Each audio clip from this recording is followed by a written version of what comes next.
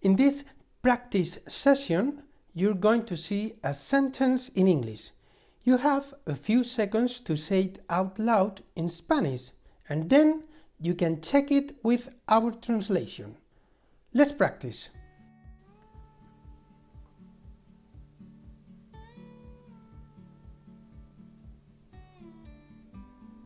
Un cinturón.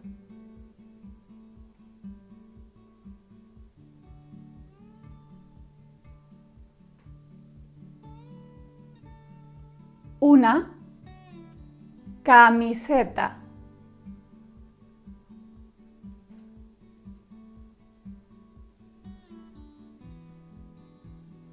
Dos zapatos.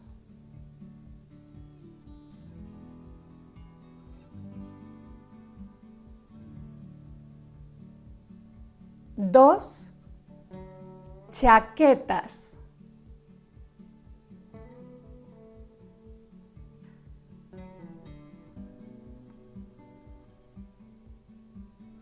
Tres abrigos.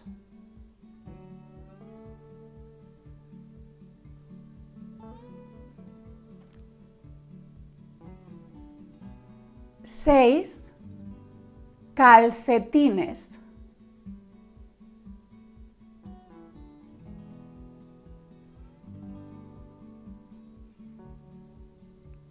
15 faldas.